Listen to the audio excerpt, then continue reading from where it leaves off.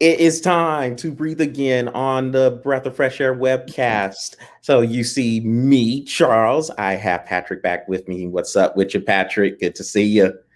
And we have a lot to get to on this. So, yep. So we have a lot. Did you hear that? I did. So, Nobody was I, trying to write that. I got you. So, as Patrick is dealing with the door here, we have a lot of topics to cover here. So we're going to go ahead and jump right to it as Patrick comes back to his chair. And we'll start. All right. So, Patrick, we are going to start with preseason in general. We'll get to that game in a minute. Remember, I had pointed out that we're going to play a little game called. Oh, yeah. All right, we'll get to that in a minute. But first, I just want to get your views on the preseason. And it's not necessarily on the action that happened in the first week. It is based off of what you think the tactic of playing or getting the players action in the preseason should be, or how would you handle it if you were a coach? So you have some of the coaches who say, I'm not going to play starters at all during the preseason. I heard that from, I think it was Sean McVay, the Los Angeles Rams coach. He's not playing his starters pretty much at all during the preseason. And then you have others like Washington football team generic head coach Ron Rivera say, hey, starters are going to play and we're going to get these reps. We're going to take advantage of these joint practices, all that.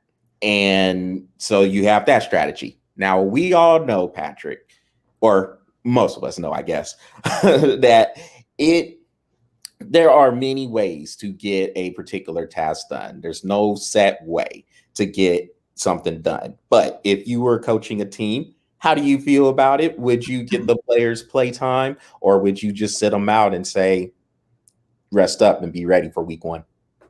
Playtime, man. You got to have as many reps as possible. Look, if I'm trying to be a Super Bowl team, which I am, and I'm trying to win as many games as I can, which I am, and I'm trying to beef up my fantasy stats, which I would be, I'm putting these guys in. And now, no, don't get me wrong. I'm not going to like 4 quarters of 3 games. Absolutely not. No, but I want them to have some live action. Maybe game 1, they're going to play 3 quarters. I'm going to see what, I also want to see what else I got on the field, or what else I could put on the field. But game 1, I might run them 3 quarters. Game 2, 2 quarters. Game 3, 1 quarter, and let it be. All right, man. And I like that. I think I would have it a little bit reverse from that order. So with the first game, I would play the starters because I'm all right. Big picture, I'm with you. I'm big on getting the guys reps, getting those guys, getting a little bit of time and getting a little bit of game action in. I get it. It's not regular season speed or playoff speed, but at least you're playing against other guys from other teams and they're doing the same thing. Well, they're playing at game speed, I'll say, not necessarily starters, but live action. So for that first game, I would play them for maybe a quarter and a half. Now, that second game, since it is down to 3 games for the preseason, that second game is that quote unquote dress rehearsal game. So that would be where the starters get the most. They're going at least till the second half. And then I can get them out of there and get them rested and then get them back ready for practice or drills or whatever, or however they do it now. I mean, it's not like how it used to be where you had those hardcore padded practices like it was back in the day. Now it's walkthroughs, shirt and shorts. You might get a couple of padded practices there every now and again, but a lot kinder and gentler now. Yeah, I think they put like cowboy hats on now. And so a straw to represent the mouthpiece. They're like, and so sissies nowadays, dude. And so for it's really soft now, man. And then for the third game, that's my game that I'm using to evaluate the rest of the team. I already have my starters in place. I know who's going to be on the roster in terms of the 22 guys that are going to be out there on offense and defense. This game, now I'm filling out the team. These are my spot fillers. So that's what the third game for me would be exclusively. The starters, after the second preseason game, they would be pretty much done with preseason action because they're getting work in practice. So I'm not really worried about them, especially the vets. They've been through the dance before. They know what to expect. So I'm not trying to burden them with a whole bunch of stuff. They know what to do when it's time. It's time. But that third game for me is A. The rest of y'all, you want this roster spot? Let's see what you got. There's 15 spots open. Let's see who wants them. Exactly, man. And so, but hey, and so you and I, we agree, get those guys some action, not be resting them through the whole preseason. And the way I feel about it, you rested for 8 months. Yeah. Get some work, dude. Yeah, get some work in. I mean, look, it's like this. Stop being a pansy. We pay you a crap ton of money. Get out there and play some football. You know what I'm saying? Like you said, plus you rested for 8 months. What do you need any more rest for? You're not Ben Roethlisberger. Get out there and play. I mean, come on. And granted, I get it. I see it from a coach's standpoint. I really do, because a lot of them are like, well, I don't want my. Let's take Tampa Bay for example. You got Tom Brady. You don't want to see this man injured, not before the season starts. You're wanting to limit his time, but a lot of times you have to find that balance. What is comfortable for you as a coach? What's comfortable for the quarterback or any player that you have as a starting player? What's comfortable for both of y'all as a maximum reps? You know what I mean? Because you don't want to put Tom Brady out there in this situation where you get injured, or where he gets injured and you don't have Tom Brady for the rest of the season, or Aaron Rodgers or Matt Ryan or whoever. It doesn't matter. You don't want to lose your starting quarterback. You don't want to lose your starting center. You don't want to lose your kicker. You don't want to lose any of those people. I get it. I understand. But if you don't give them the reps and you don't put them in a position where your quarterback is synchronized with your center is going to step on his foot. That can cause injury too. So if you don't have those things live and you don't fill those things out, then you're not going to be able to see. You can cause yourself injury because of not having the reps. So it's a perfect balance. I mean, if my center and my quarterback said, bro, we are on point, and they have played for 15 years together and they know their steps, I might be a little bit more like, yeah, we can put another center in there and a quarterback, and let's just go with that. But how often are you going to see 15 years of the same center and the quarterback together? So get your butt in there and take some reps. You had 8 months off. Get ready to play. Simple as that. All right, Patrick. Well, shoot, since we agree, then I guess we can move on to the second topic. So this is our second game that we played. I guess last week was Bite or Bark. All right, so which is actually pretty fun. So yeah, man. I mean, I figure we just kind of spice it up a little bit as we get close to the season here. Are you hurting? You okay? I had a cramp in my rib, dude. Oh. I just see the face. Family Guy. It got me too. Got me right on my arm, man. Anyway, I'm good now. Well, Patrick, we gonna get into a game called Surprise Surprise. So this one, we're gonna pick two teams, one from each conference, one from the AFC, one from the NFC, in terms of who we think is going to surprise a lot of people in this year's upcoming play. So it doesn't have to necessarily be a team that made the playoffs or didn't make the playoffs. Just a team. It could be even a team that did make the playoffs, but you expect them to go further than the wild card or something like that. So we'll start with your pick we'll go with the NFC first. Oh, you weren't ready for that, huh? So we'll go with So you do it to me every time, but I should be ready, but I'm not. You go first a lot of times when it comes to these topics. So in the NFC, Who's your team that you think is going to shock some people? Well, this is going to become crazy coming from me, and you're going to go, what? But I got the New Orleans Saints, man. Okay, I can see it. What you got? Why you see Well, the the Saints? reason why is because nobody's expecting them to do anything with Drew Brees gone. And I don't think Jameis Winston is that bad of a quarterback. I mean, when he's not stealing crab legs, he's actually a pretty good quarterback. You know what I mean? We're 30, we're throwing 30 interceptions. Or 30 for 30. You know, I think he's going to do better in this because when he played in Tampa, he went right into playing. Honestly, he didn't really have that great of a quarterback coach. I can't even remember the dude's name, but it wasn't that great of a quarterback coach, right? Fast forward to getting fired and coming to New Orleans and learning under Drew Brees for a year, learning with that quarterback coach for a year. I think he is going to be a much better, well-rounded quarterback opposed to what he has done in the past 4 or 5 years. So I say the New Orleans Saints because I think Jameis Winston, there's going to be a miss, obviously. You got Drew Brees. That is a huge, huge loss. I don't care who you're putting in place. It's a huge loss. But Jameis Winston, I feel, can handle that offense. So I think they're going to make some noise. I don't know if they're going to make the playoffs or anything, but they are going to be in games. And I don't think anybody's really seeing that because they're like, oh, well, they lost Drew Brees. So let's count the Saints out. I don't think you can count the Saints out. They have a really good offense, and they've always had a good defense. So that's the Saints.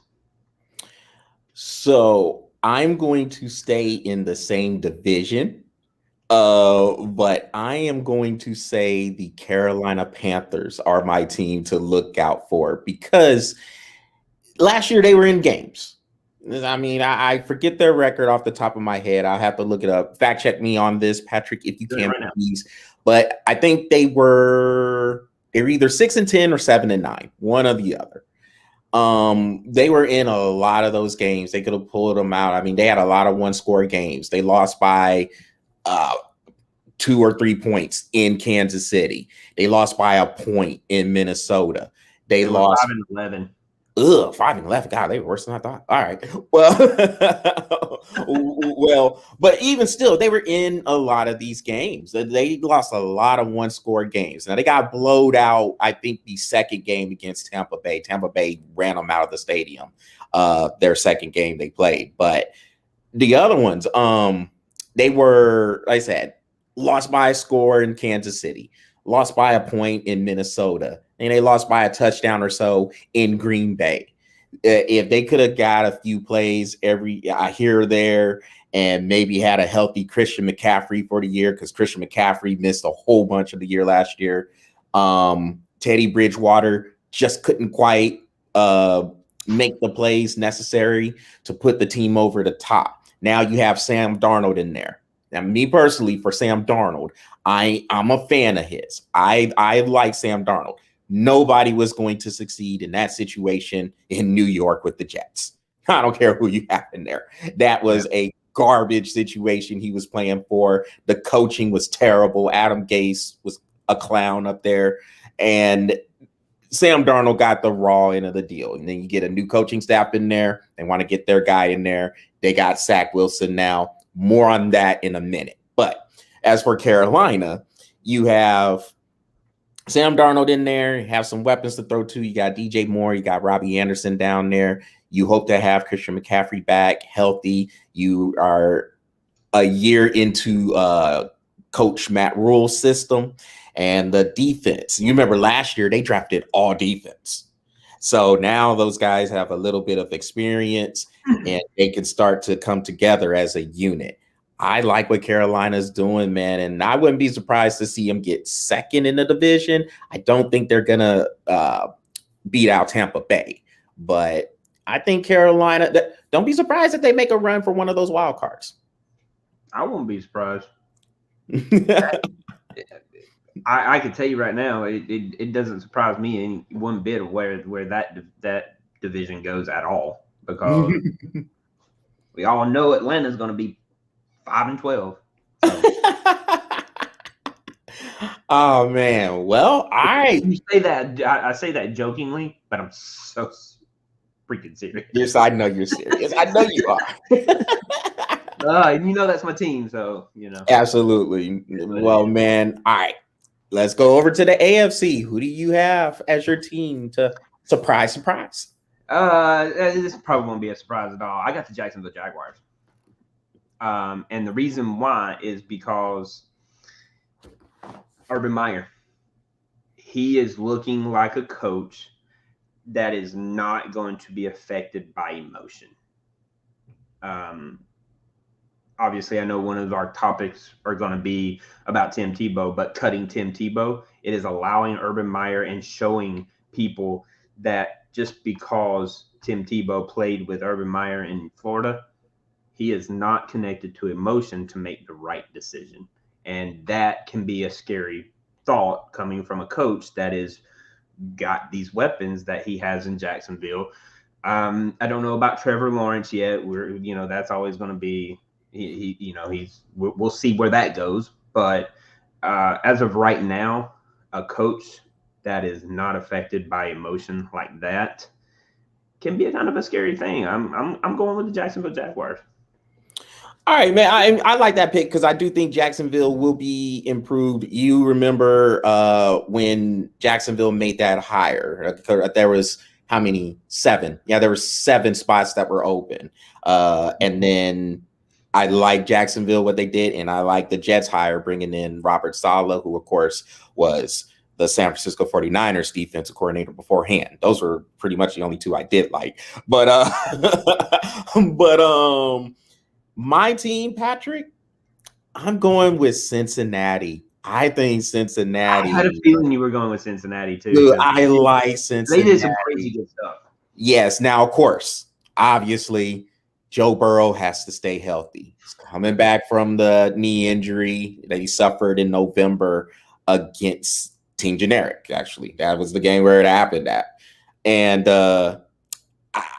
he was playing well before he went down. Now, it didn't show record-wise for the Bengals. I think they were around 2-5-1 when he did go down. I know they had a tie with the Eagles, but he was playing really well for them. And now they have a few more weapons. I still worry about the offensive line a little bit, but if they can protect Joe Burrow with those weapons, you got Jamar Chase in there now. You have Tyler Boyd already there. You have Joe Mixon in the backfield, and they have a young up-and-coming defense. The division is tough. We know the AFC North is going to be all-out war. I mean, in the figurative sense, of course, people. But but it's literal and get offended. All right. And so, but it's going to be very tough in that division. You have the Pittsburgh Steelers, Baltimore Ravens, and Cleveland Browns in that division with the Bengals. So, I mean, it'd be tough to see them winning the division. But with what they are putting together there, I can see Cincinnati bumping up that win total a little bit. It might be a stretch to say they're going to push for one of those wild cards because the AFC is loaded, man.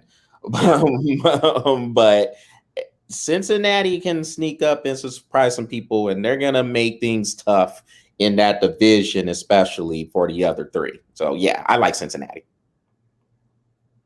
Wow. I mean, truthfully, with Joe Burrow's coming back, I mean, up until today, I honestly would probably lean with you with Cincinnati and picking them. But that Urban Meyer cutting of Tim Tebow made it very interesting and kind of went to a deeper level with me saying, I don't think Urban Meyer is going to be. I don't think Urban Meyer is going to make a lot of gut decisions. I think he's going to make a lot of calculated decisions, and that I feel is going to be better for Jacksonville to make a little bit more noise. Now, and don't get me wrong, They were 1-15 last year. Mhm. I mean, obviously they're going to improve, hopefully. But I think it's going to be a jump. I don't think it's going to be like going from 1-15 to 3-12. I'm talking like possibly 8-9 or 9-8. You know what I mean? So I think they're making huge strides, and I think that they're going to make a bigger noise than what a lot of people are going to give them credit for. And I like that pick. I mean, because I think Jacksonville is going to be better too. They're definitely going to be competitive, and the division they're in makes it favorable too. I mean, Houston's a hot mess, and then you have the Colts and the Titans. The Titans look pretty strong. The Colts will see. The quarterback situation has to get ironed out there, but apparently Carson Wentz is ready to come back, or not now, but he's pushing toward being ready for week 1. So I guess that's on the short end of that 5 to 12 week timeline that they had. But He'll yeah, be out for 1 to 5 years. You're right. But I like that Jacksonville pick, man. So I like that Cincinnati pick. Like I said, that would have been my pick up until earlier today when I saw Tebow got cut. Got you. All right. Yep. And we're gonna dive in, like you mentioned, we're gonna dive into that in a little bit after this topic, Patrick. And I know you like this because we're gonna get into over-unders. Yes, it is time to gamble a little bit. and the biggest thing is gambling. I love gambling. Yeah, and gambling is, for the longest time, people, most of the leagues were trying to stay away from it, but now there's so much money involved with betting and playing these lines, over unders, point spreads, all that stuff. Fantasy football, fantasy sports, period. All that stuff, man. It's about time to embrace gambling here. And honestly, I don't think we talked about it enough on this show. That's about to change, started right now. And so let's get it. So we're going to start with this, Patrick. So we know there were 5 quarterbacks taken in the first 15 picks of the NFL draft this past season. So, of course, Trevor Lawrence went number 1 to the Jayville Jags. You got Zach Wilson going number 2 to the Jets, Jets.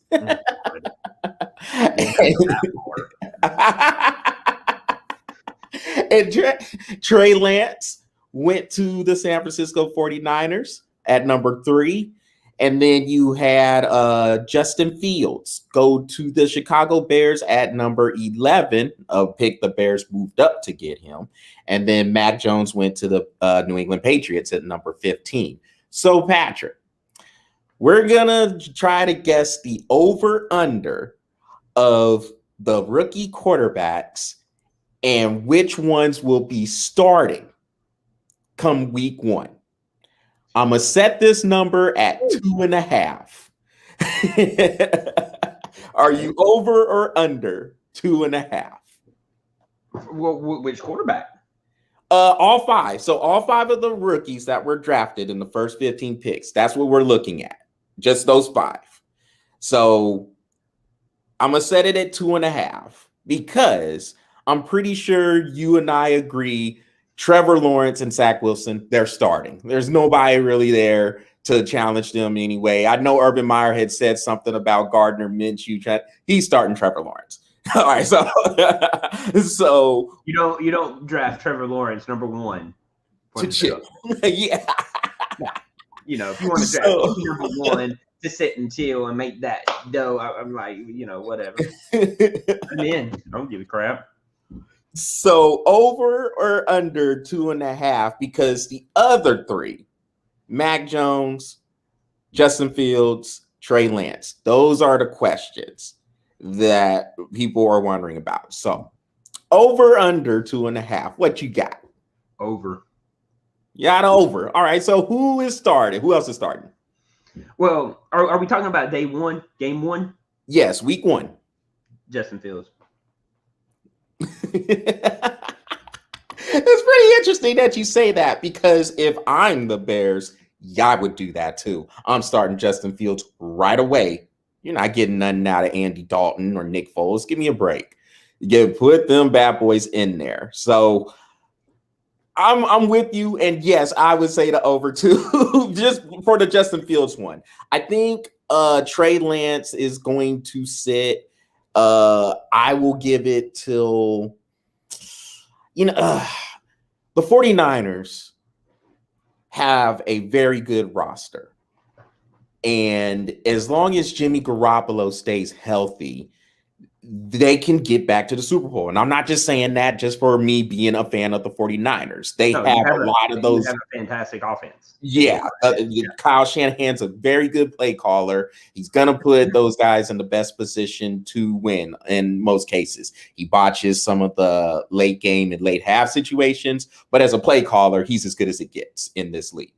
But I think Trey Lance, because he's raw. He's still real rough around the edges. And I say that in the nicest way possible because, I mean, he really hasn't played a whole bunch of football lately.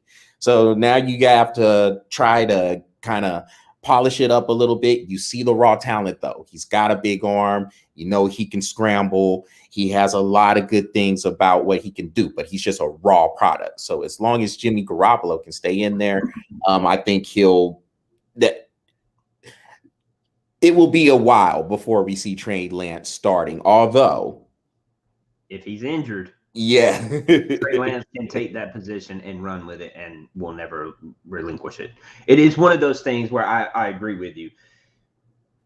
Garoppolo will start. He will start game 1 of the season.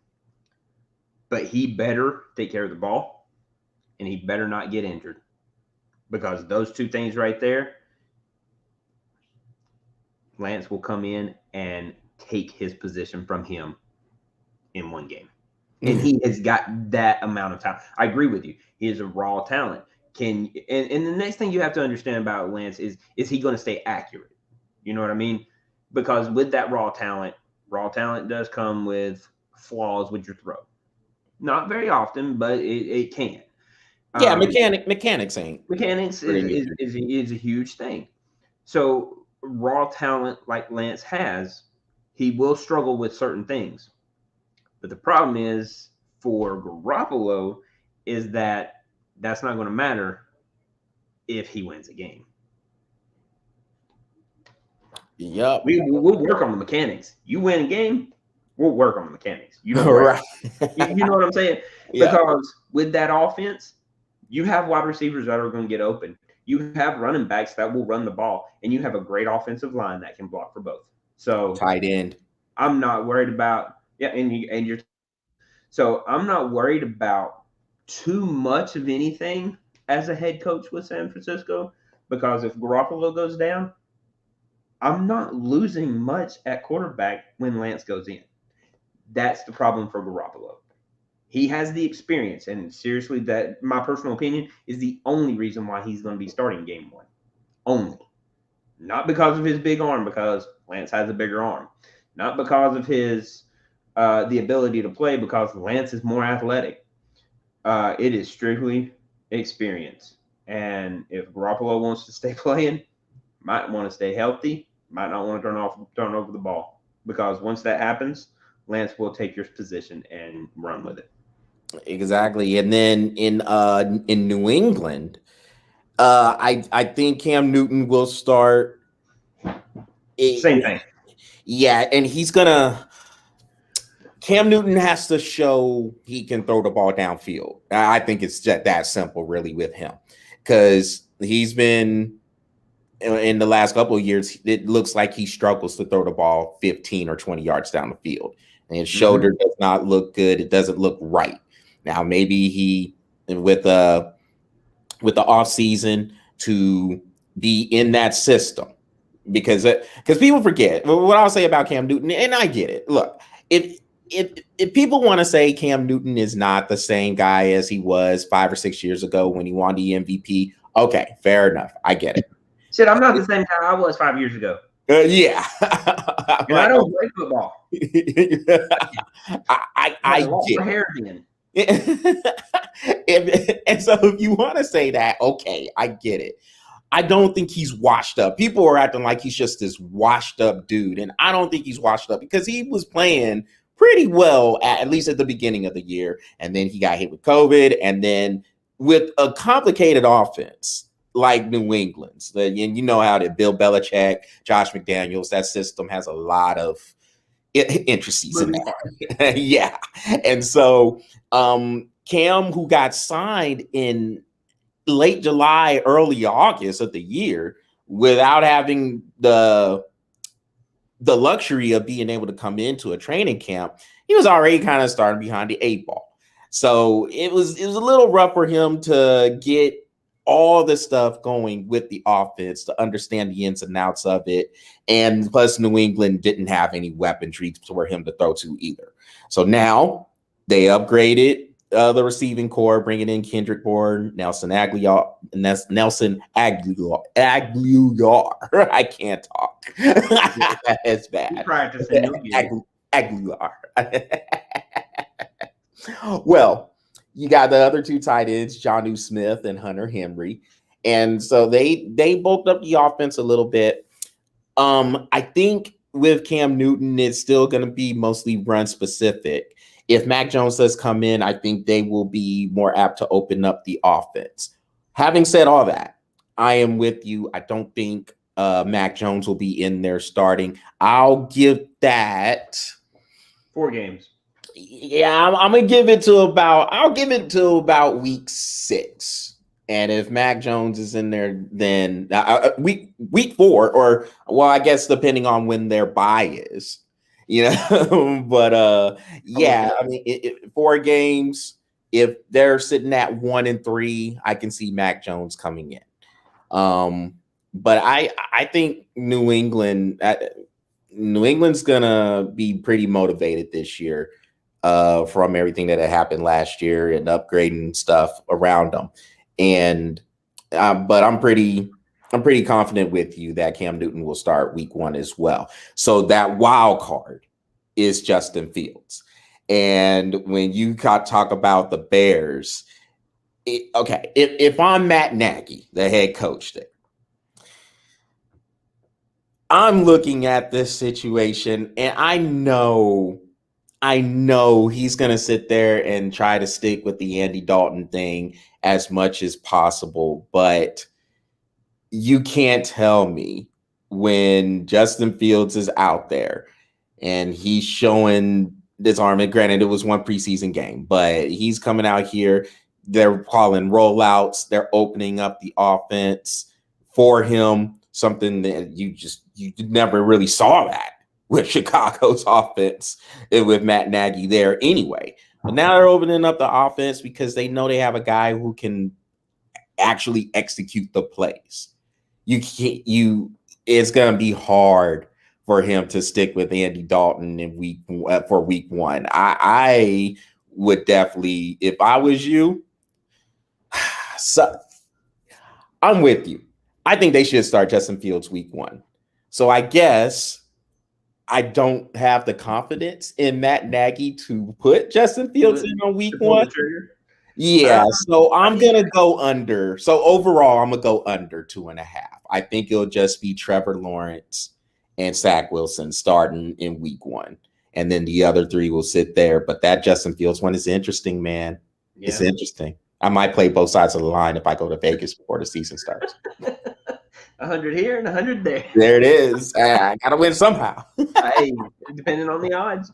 Well, so this is my thing with it. It's hard not to pull the trigger with that. And because this is as simple as this. Look, we all know the saying. What's the saying? Offense sells tickets, defense wins games. That's the saying, right? Who's going to sell more tickets? If we're talking about up there in Chicago, yeah, it's definitely Justin Fields, man. It's going to sell more tickets. Look. This is the thing about Justin Fields. He's a good quarterback.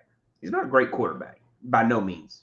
And I say, and a lot of people are, like, they're going to watch this and go, "What do you mean?" Well, he's not a great quarterback.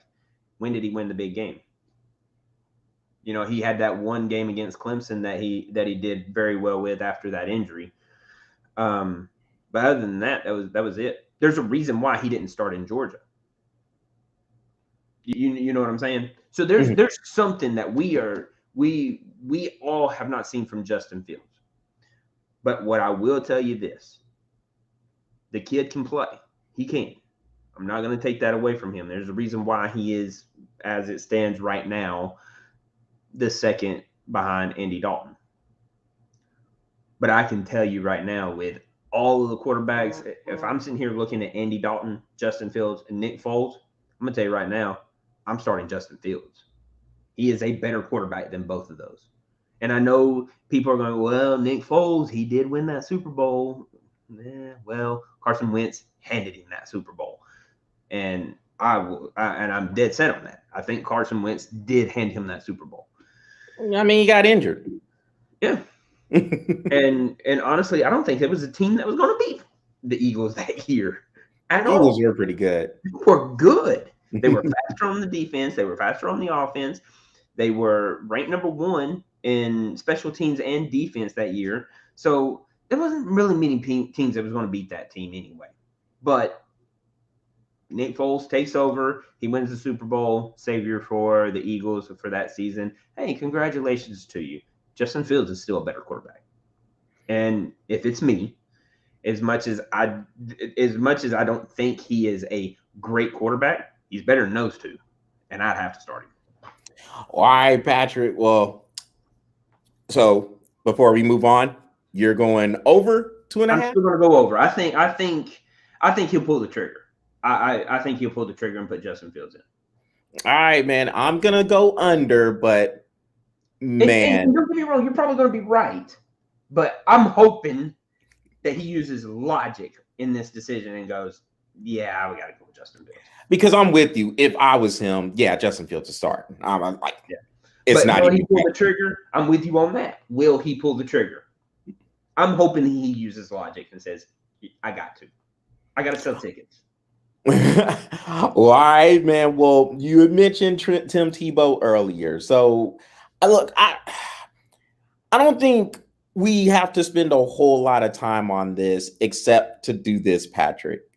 I just want to laugh at all the people who were basically throwing a celebration that Tim Tebow got cut. Like, what did he do to y'all? I don't understand the hate Tim Tebow gets. Now, look, we know he was given this opportunity by Urban Meyer, and it was going to take something like this, Urban Meyer becoming the coach, for him to even get an opportunity to make an NFL roster again. We know it has been a while since he's played football. And, he went off to try to play baseball in the New York Mets farm system. We get all that. Okay. Urban Meyer gave him an opportunity. What is wrong with that? I mean, everybody just had a fit. Oh my God, I can't believe Urban Meyer's doing this. Okay, so now today Urban Meyer cuts him. And people are literally they're throwing a party that the man got cut. And I don't understand why everybody is why they're rooting for him to fail. I don't get it. It's very petty to me. And the media out there, all the people out there, radio, TV, they ought to be ashamed of themselves for the way they are acting with this. That's crazy to me. I get you don't like somebody, you might root against somebody on the field if you're playing the game or whatnot, but it's like they're rooting for this man to fail in life, and it's ridiculous. Don't get it. And truthfully, I don't get it either. Man, I really try my best, and I strive for this on every occasion that I possibly can. Whether I don't like a person or not, I don't ever want anybody to fail. I want them to pursue their dreams and achieve them. Because I don't want to be a hater. And honestly, I'm not. You know, I look at everybody and I try to put value in people. I try to motivate as much as I can, because truthfully, that's what a leader is. A leader is somebody that motivates even when people are down. And no matter how many people root for me to fail, I don't give a crap. We've said this many times about us. Look, all those people can hate on us. I'm out to do one thing, and that's prove people right that believed in me. That's it. I'm not trying to prove them wrong. I'm just trying to prove people that rooted for me right. And that's it. Why people in general wish and hope for somebody's failure is absolutely ridiculous. That is, It's petty, dude. It's really I don't like petty. it. Now, don't get me wrong. Do I think it was the right move for Jacksonville? Yes. But that's not because I want him to fail. You have to do, as a head coach, you have to make the hard decision. And the decision is that he is trying out for a tight end position that he's never played before. And he's going against two veterans that has played this position for years. To take away from them to put Tebow in place, that's crazy thinking. You see what I'm saying? I couldn't do it. No, I think the decision was right, but it shouldn't be based on because, oh, I want him to fail. That's ignorant thinking. That is ignorant thinking. And I don't like it. But it is the right move for Jacksonville. I feel that he will play on a team for somewhere, but And Patrick, the thing is, it's not that the guys are coming out here saying they like those words. They want him to fail. It's just the reaction.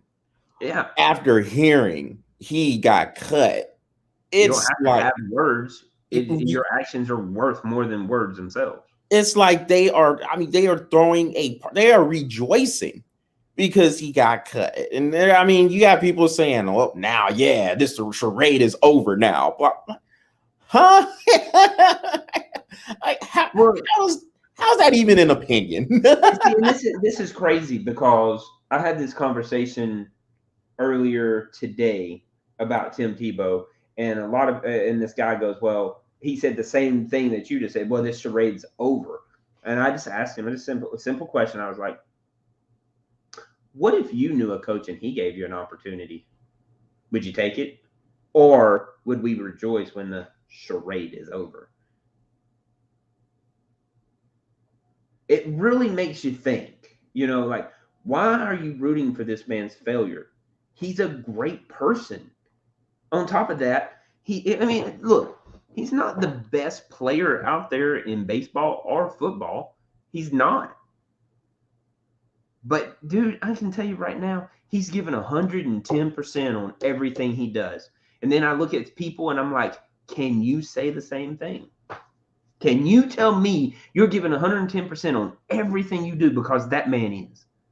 He's leaving it out there on the field. Yeah, he got cut, but guess what? He gave it 110%, and he ain't living his life with any regrets. He tried. What can I say for you? Did you try? You know what I'm saying? Yeah. It's just like when people told me when I got invited to try out for Major League Baseball.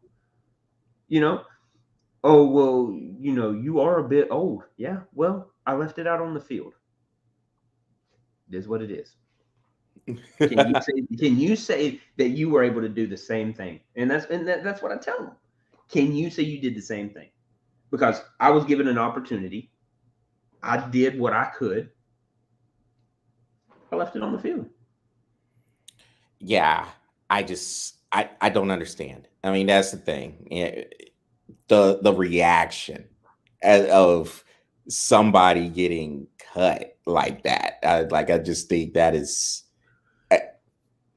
an issue to me. I don't like how look, if you don't like somebody, all right, I get it. You're not gonna please everybody. You're not going to be liked by everybody. But this whole, oh, the charade is over.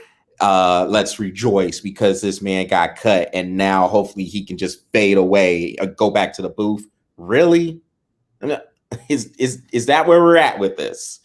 Ugh, goodness. Round and say, well, don't count me out. I'm a fighter. And he's doing the same thing. Right. Come on. It's my personal opinion. This is how I look at people. I am rooting for everybody because we all deserve to have the best life that we feel we deserve. Whether that's being an NFL quarterback or a person that just owns businesses that has multiple lines of income. I do not, but I am working on that. But that's what I'm saying. Is like if somebody comes up to me and says, man, I'm going to go to the moon. I'm going to be like, bro, I'm fucking rooting for you. Excuse my language, but I am rooting for you because I hope you get on the moon because it's going to make you happy. If that's what's going to fill your cup, then do it. And I don't care what anybody says. Just go and do it. Doesn't matter. And you know what? That's what Tim Tebow is doing. He's going out. It doesn't matter. And that's what I will do to every person that comes and tells me their dream. I'm going to be like, you need to do that. How are you going to achieve that? Because that is something you need to do. All right, Patrick. Well, let's move on, man, to we're going to go to the NBA with this one. A lot of mega deals being signed here. Joel Embiid is getting something in access, I think a 4-year extension worth $196 million. That's almost $50 million per year. $49 million per year to be exact. We saw Kevin Durant. He signed a similar deal to stay with the Brooklyn Nets. Kawhi Leonard, as you touched on in the shorty, signed a similar deal to stay with the LA Clippers. The question I have with this, Patrick, is this.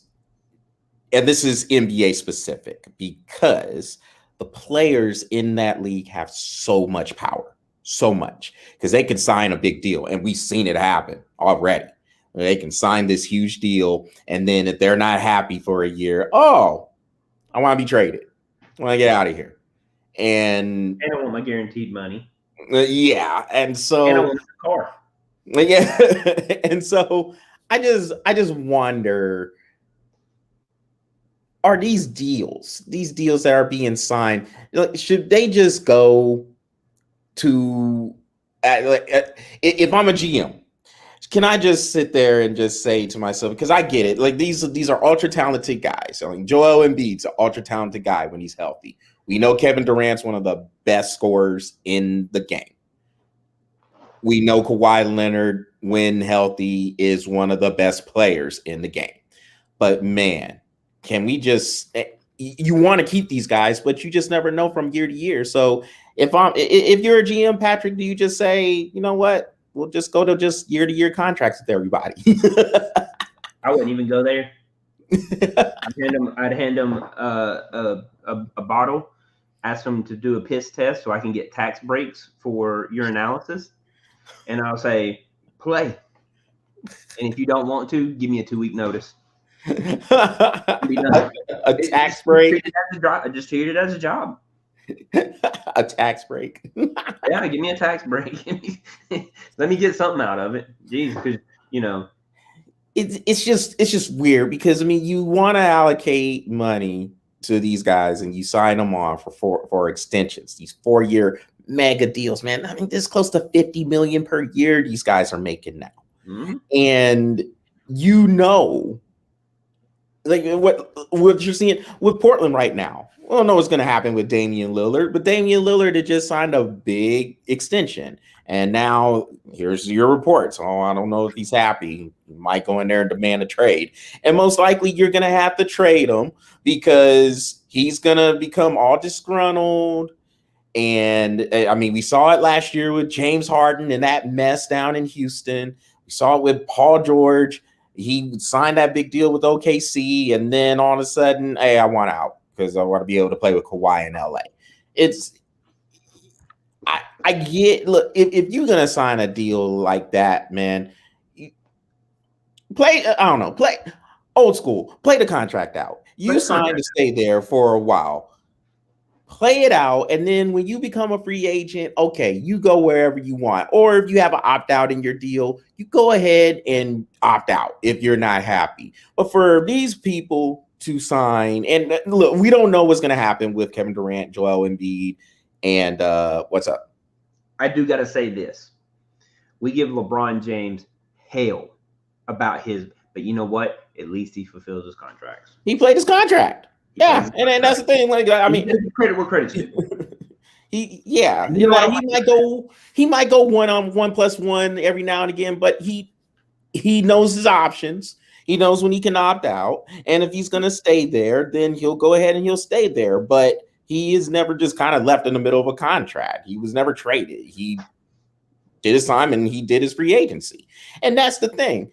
Play your stuff out. If you're gonna sign there like that, the Paul George and the James Harden cases in particular, that's just disgusting. Oh, I'm gonna sign long term. These fan bases are celebrating you returning, and then all of a sudden, nah, man, I want out after a year. Yeah, ridiculous, dude. So I mean, literally, they're like sign the contract, and they're like, everything finalized. Yeah. I want to opt out.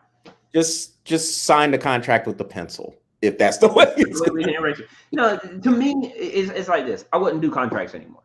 And honestly, you probably shouldn't even do contracts across the board anymore at all. This is the way I would do it. No more guaranteed money. You want $49 million, I'm going to pay you $49 million a year. Here is your paperwork. I need you to sign this W-9 so that we can, or this W-4 so that we can do the taxes and all that stuff. At the end of every game, I'll pay you. You want to give a 2-week notice? Give a 2-week notice. We'll find somebody to replace you. I'll put an ad out on Indeed. and that's the thing. There's no point in contract. Yeah. What's the point? Oh man. I'll just put a contract. I'll just put a job posting out on Indeed, and we'll see who bites. Give me your resume. Well, how are we going to replace Kevin Durant? Who cares? Send me your resume. Well, Patrick, hey man, all right, man, we gotta jump on this last topic before we get out, man. And I mean, we agree on that contract structure. I like the W-4. Give me tax breaks. Take this year analysis. Give me tax breaks, and we're good. But all right, man. So in baseball, man, we'll end with this. So you have the Tampa Bay Rays, still best record in the American League. San Francisco Giants, best record in the National League. What does that say about the sustained success? All right. So, of course, the Giants have been down for a few years, but we know they recently won 3 World Series titles. And then Tampa Bay. Yep. And then Tampa Bay. They're just there. They have the lowest payroll. You have individual players that are making more than payroll. You're right. And so you have all that going on, but yeah, Tampa Bay, year after year, after manager changes, they are still right there. Last year, they almost won a World Series themselves. So what does that say about what those two teams are doing? And you have these big spenders here. And look, we don't know what's going to happen in the playoffs. Maybe the big spenders do come through and they win a World Series. We know the LA Dodgers won last year. We know the Yankees are always trying to spend big. The Red Sox are one of your big spenders as well. We just seen the Cubs. Well, the Cubs just dismantled their team, so I don't even know if we can count them anymore. What's another? The Angels. The Angels are big spenders, even though it has amounted to nothing in terms of any type of playoff success. Phillies too. They spend big. Really hasn't amounted to anything yet. So what does that say about Tampa Bay and San Francisco, that they're able to just kind of make the right moves and get the people just right for what they're trying to do there and just keep the success going, keep the train moving to where these other teams who are big spending just seem like they're just a little bit behind right now? Well, this is what I would say about both of these teams. One, neither one of them have a good farm team. So they do have to go out and bring their talent in. Okay, so that's one. And if I was to say anybody had a better than the other, I would say Tampa Bay had a better farm team than San Francisco. But even then, both teams have to go out and get their players. I mean, Tampa Bay, that's their problem. They can't keep anybody. Well, they keep trading them off. Every time they get good players, they trade them off. It's like they're trying to do what Atlanta did, back 8, 9, 10, 11 years ago. When they would draft all these players to come in, and then they would sell them off just to stag that cash, and then eventually, you're sitting with 2 players, and you got me worried out the butthole if we're ever going to if we're going to be able to put a team on the field, I'll never forget that. We got 2 people, Charles. I don't know what we're going to do. So Patrick, you got 4 weeks. You're fine. Now, these 2 teams, they do what most teams can't. And they find the right fit. Just because you have a guy that can hit 500 home runs in a game with 3,000 RBIs doesn't mean he's the right fit for this team. Tampa and San Francisco, they go and find the right player for the team. And they're not trying to find big name players that are huge hitters or have a big arm, or they find, okay, what is it that we're missing? They kind of play Moneyball without taking into consideration of that, because they have a bigger budget. They're not like Oakland. They can go out and buy the person. So they look and say, what do we need? This is what we need. We don't look at an ER. We're not looking at what he produces. What we're looking at, or what we're not looking at how many, how do I say this? We're not looking at his batting average if we need 30 RBIs. If 30 RBIs is what we're going to win, is what's going to set us apart, who can give us 30 RBIs? Whether that's a walk, whether that's a single, whether that's a double, or whether that's a home run, all we're looking for is more RBIs. How are we going to give? Who can we put in this place? And they go and find that person.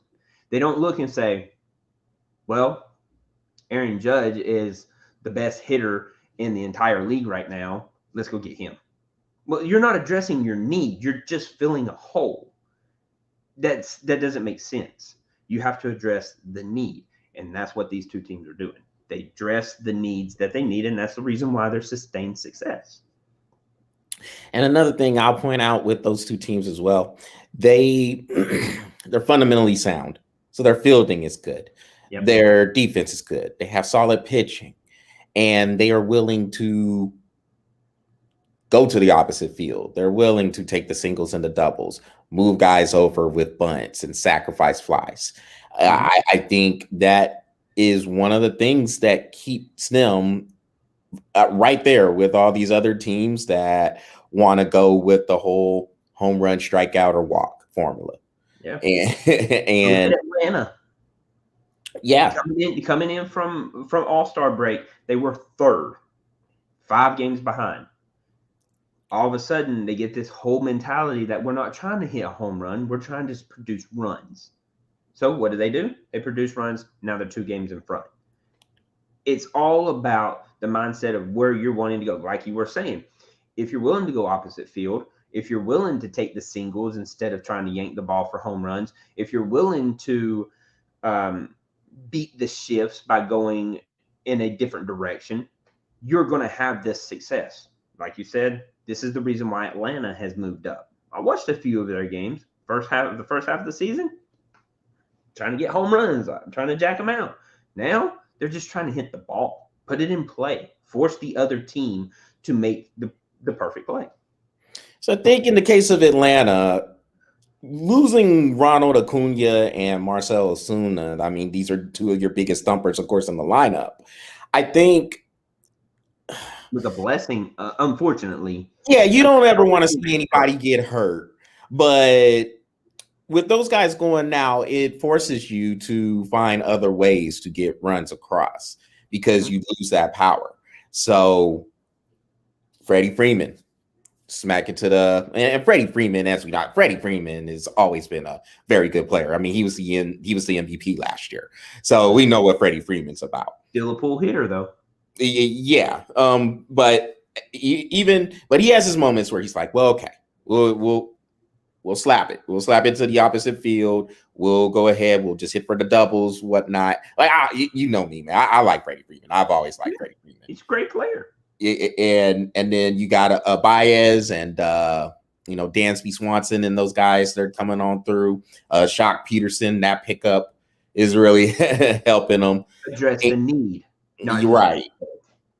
And so, I mean, those teams, when you see that, it really baffles me when you have all these teams. You see the simple stuff that's very, very effective and still working.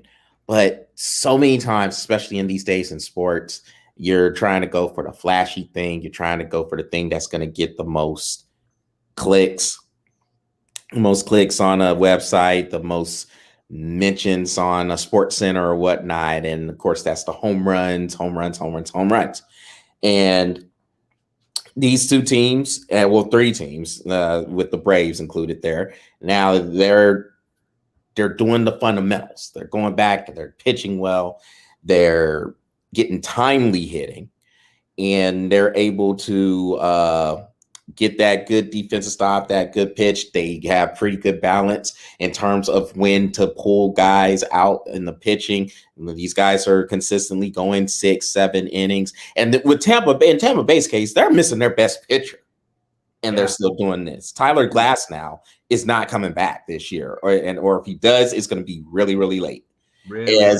I think they ruled him out, though. Yeah. And so, I mean, there's a lot that, I mean, you just watch these teams. And honestly, Patrick, before we get out, it's fun to watch those teams because they're playing the game basically the way the game's supposed to be played. Mm-hmm. And so it makes it enjoyable if I get the chance to catch a Giants or a Rays game, or now with the Braves, I'll watch it now. I watched the Brewers last week, and I mean, just I every time there was a shift, slapped it right into the other, forced the team to actually play straight up baseball. And it's hard to beat the Brewers because every time they're like pull, and then they'll put a shift on, and then it's like slap to opposite field, and they're taking what the defense gives them. And if you're gonna pull, if you're gonna play the shift, hey, like I can't remember who done it, but remember the Phillies player who was like leading in home runs 2 years ago. They put him at shift, and they had left field was like straightaway center, and he just bunted it right on, got a triple out of it. I mean, take what the defense gives you, because if everybody's playing over here, nobody's playing over here. I mean, it's not rocket science. Just go opposite field. All right, Patrick. Well, we gotta get out. So that will conclude this webcast for today, the Breath of Fresh Air webcast. Y'all make sure, if you want to keep up with all the content that we put out, you visit the Breath of Fresh Air YouTube channel, smash that subscribe button, and keep the lights coming on the Breath of Fresh Air Facebook page. So, all right, no, never mind. I'm not going to ask you, Patrick. We're just gonna hop on out here, and if 2 weeks in a row, don't ask. Don't ask. So everybody, I hope you enjoyed this webcast. Y'all enjoy the rest of the week, and we will talk soon.